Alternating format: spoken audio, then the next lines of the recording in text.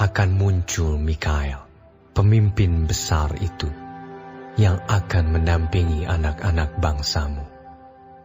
Dan akan ada suatu waktu kesesakan yang besar, seperti yang belum pernah terjadi sejak ada bangsa-bangsa sampai pada waktu itu. Tetapi pada waktu itu, bangsamu akan terluput, yakni barang siapa yang didapati namanya tertulis dalam kitab itu. Dan banyak dari antara orang-orang yang telah tidur di dalam debu tanah akan bangun, sebagian untuk mendapat hidup yang kekal, sebagian untuk mengalami kehinaan dan kengerian yang kekal. Dan orang-orang bijaksana akan bercahaya seperti cahaya cakrawala, dan yang telah menuntun banyak orang kepada kebenaran seperti bintang-bintang, tetap untuk selama-lamanya. Tetapi engkau, Daniel, sembunyikanlah segala firman itu, dan meteraikanlah kitab itu sampai pada akhir zaman. Banyak orang akan menyelidikinya, dan pengetahuan akan bertambah. Kemudian aku, Daniel, melihat, maka tampaklah berdiri dua orang lain, seorang di tepi sungai sebelah sini, dan yang lain di tepi sungai yang sebelah sana.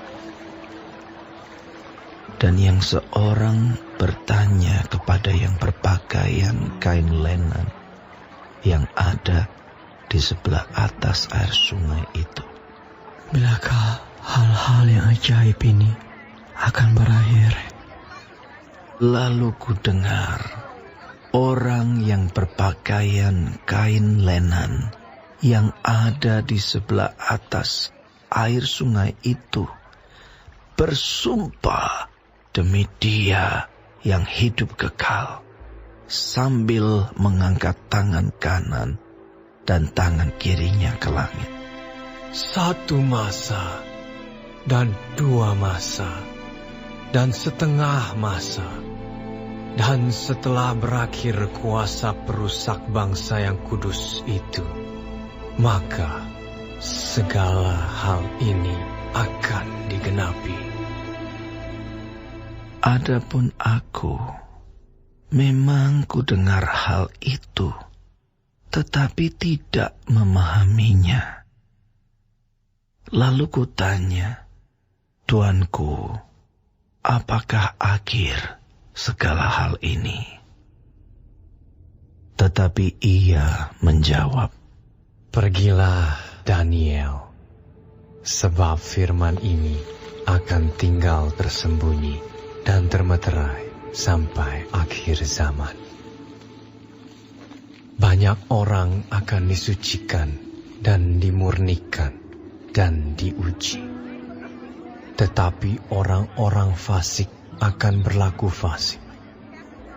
Tidak seorang pun dari orang fasik itu akan memahaminya. Tetapi orang-orang bijaksana akan memahaminya.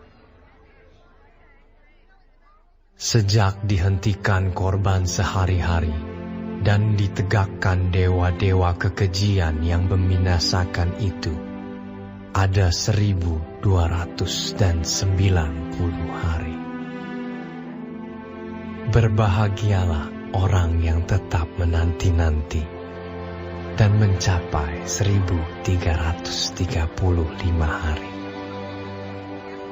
Tetapi engkau, pergilah sampai tiba akhir zaman, dan engkau akan beristirahat, dan akan bangkit untuk mendapat bagianmu pada kesudahan zaman.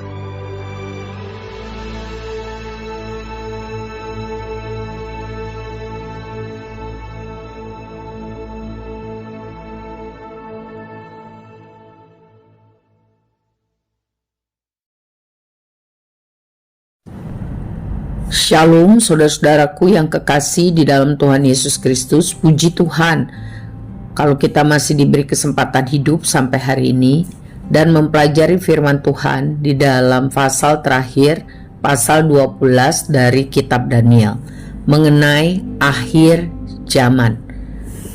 Bagian ini sangat penting, semoga saudara kita semua diberkati. Ditulis di dalam pasal ini bahwa keadaan kesulitan besar sudah ditentukan Tuhan pada akhir zaman. Akan ada masa malapetaka dan penganiayaan. Peristiwa seperti itu tidak pernah terjadi sebelumnya.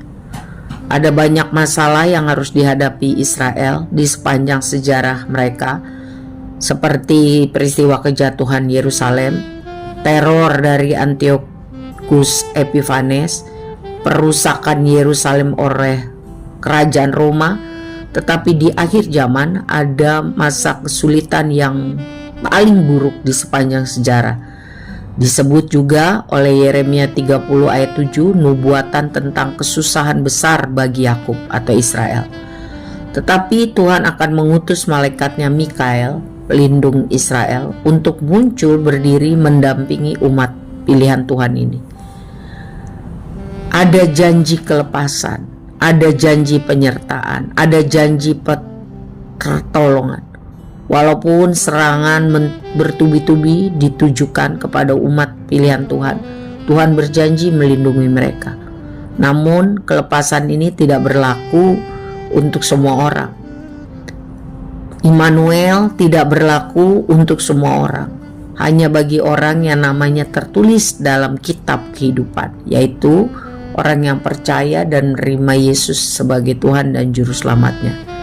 Kita melihat juga di dalam 1 Petrus 1 ayat 5, bagaimana Tuhan berjanji memelihara umatnya untuk menerima keselamatan yang akan dinyatakan pada akhir zaman, yaitu kamu yang dipelihara dalam kekuatan Allah karena imanmu, sementara kamu menantikan keselamatan yang telah tersedia untuk dinyatakan pada zaman akhir. Juga dicatat di dalam Daniel 12 ini, pada akhir zaman orang-orang yang sudah mati akan bangkit, sebagian untuk diselamatkan karena percaya dan taat, dan sebagian akan dihukum karena tidak percaya atau percaya tetapi tidak taat kepada firman Tuhan.